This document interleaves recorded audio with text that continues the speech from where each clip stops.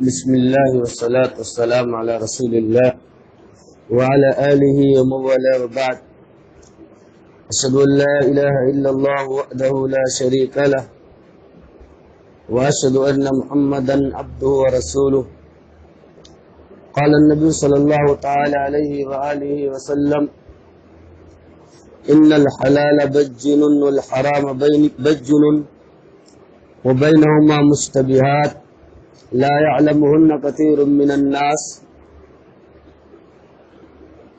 فمن اتقى الشبهات فقد استبرأ لدينه وعرضه ومن وقع في الشبهات وقع في الحرام كالراعي يرعى حول الحمى يوشك أن يقع فيه ألا وإن في الجسد مضغة إذا سلقت سلق الجسد كله وَإِذَا فَسَدَتْ فَسَدَ الْجَسَدُ كُلُّهُ اخرجہ الشیخان.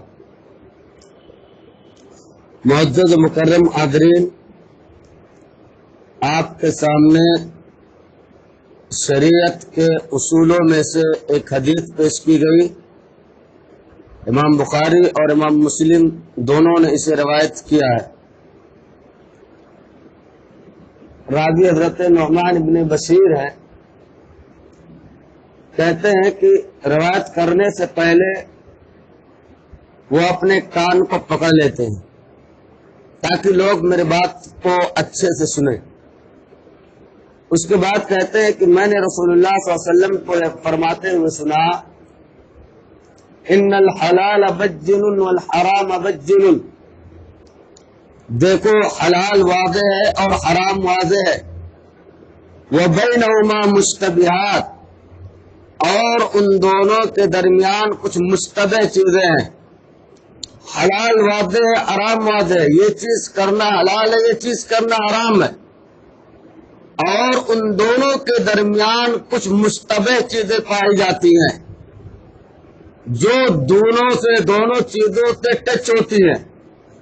جیسے آج کل ہمارے اور آپ کے ایک مسئلہ چل رہا ہے،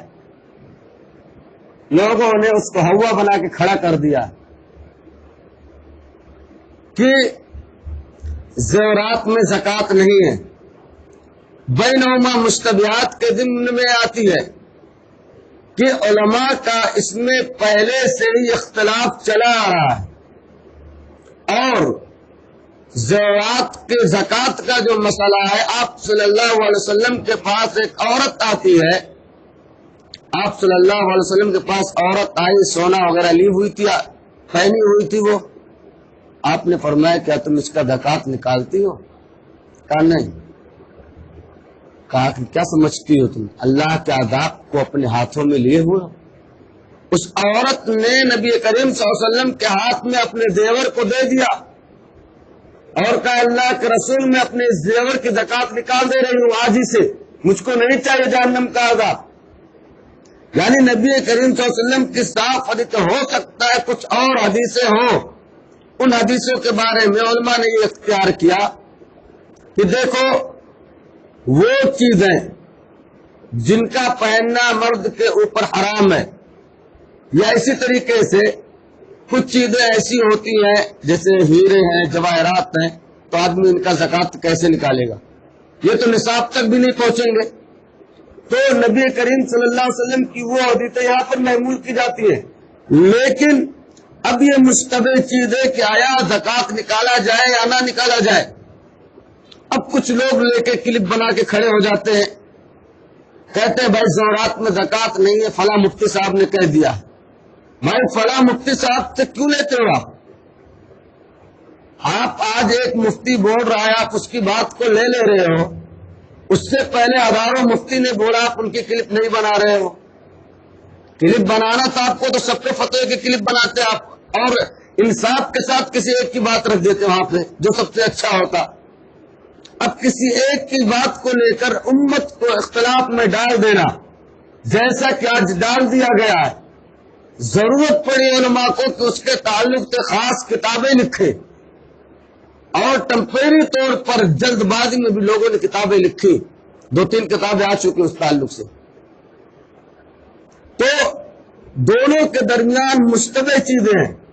تو لہذا ہماری اور آپ کی ذمہ داری یہ ہے کہ ہم اور آپ جو چیزیں حلال ہو، جو چیزیں واضح ہو، اس پر عمل کریں، جو واضح نہ ہو اسے چھوڑ دیں۔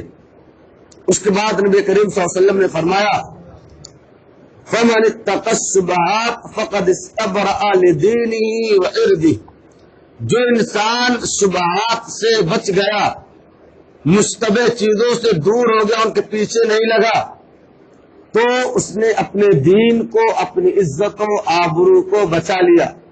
وَمَنْ وَقَعَ فِي الشُّبُهَاتِ وَقَعَ فِي الْحَرَامِ، جو شبہات میں پڑ گیا وہ حرام میں واقع ہو گیا۔ کالراعی یرعی حول الإماء یوشک ان یقع فیہ، کہتے جیسے کہ زمانے قدیم میں، پہلے زمانے میں ایسا رہا کرتا تھا کہ ایک بادشاہ کے لیے اس کے جانوروں کی چراگاہ خاص بنائی جاتی تھی کہ اس کے جانور صرف وہیں پر چریں گے اور کہیں نہیں چریں گے۔ تو جب چرواہا اپنے جانور کو چراتا ہے تو اس بات کا خوف کھاتا ہے کہ کہیں ایسا نہ ہو کہ وہ دوسرے کی زمین میں جا کے چرنے لگے۔ تو اسی طریقے سے اللہ تبارک و تعالی کی بھی چراگاہ ہے، اور اس کی چراگاہ اس کے حرام کردہ چیزیں ہیں، لہذا حرام چیزوں سے اللہ کے بچا جائے۔ اس کے بعد آپ صلی اللہ علیہ وسلم نے فرمایا خبردار، جسم کے اندر ایک حصہ ہے، اگر وہ صحیح ہے تو پورا جسم صحیح ہے، اگر وہ خراب ہو گیا، وہ غلط طریقے پر چل گیا، اس کے اندر غلط باتیں آ گئی تو پورا بدن انسان کا خراب ہو جائے گا۔ آدمی اچھا نہ سن سکتا ہے، نہ دیکھ سکتا ہے، نہ سوچ سکتا ہے۔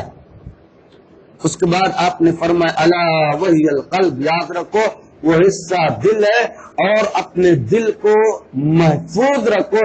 دل یہ اللہ تبارک و تعالیٰ کے برتنوں میں سے ایک برتن ہے، جس کو اللہ تبارک و تعالیٰ نے اپنے مومن بندوں کے دلوں میں ڈال دی ہے، لہذا دل سے اچھی چیزوں کا تصور اور سوچ اور فکر اور تدبر کرنی چاہیے، دل جو دل سے تعلق رکھتے۔ لہذا ہماری اور آپ کی ذمہ داری بنتی ہے کہ جو چیزیں حلال ہیں ان پر عمل کیا جائے، ان کو اپنایا جائے، جو حرام ہے ان کو چھوڑ دیا جائے، اور ان کے تعلق سے لوگوں کو باخبر بھی کیا جائے۔ مشتبہ چیزوں کے پیچھے پڑنا یہ ایمان والوں کا کام نہیں، بلکہ جن کے دلوں کے اندر زیغ ہوتا ہے، جن کے دلوں کے اندر گمراہی پائی جاتی ہے، ایسے لوگ مشتبہ چیزوں کے اندر پڑ جاتے ہیں اور لوگوں کو کنفیوز کرنے کی کوشش کرتے ہیں۔ لہذا ہمارے اور آپ کی ذمہ داری ہے کہ جو دو چار کی طرح صاف ہے شریعت کے مسائل، ان پر عمل کریں، اور ان کے لیے بھی رسول اللہ تبارک و تعالیٰ نے بتایا فاتقوا اللہ ما استطعتم، تم اللہ سے اتنا ڈرو جتنا تم طاقت رکھتے ہو، یعنی اللہ کے فرامین پر اتنا عمل کرو جتنا ہم اور آپ طاقت رکھتے ہیں۔ تو لہذا ہماری اور آپ کی ذمہ داری یہ بنتی ہے کہ حلال کے پیچھے لگے، حرام سے دور رہے، اور مشتبہ چیزوں سے خاص کر کے دور رہے۔ اللہ تبارک و تعالیٰ سے دعا ہے کہ بارے ہمیں اور آپ کو کہنے اور سننے سے زیادہ عمل پیرا ہونے کی توفیق عطا فرمائے، آمین۔ تقبل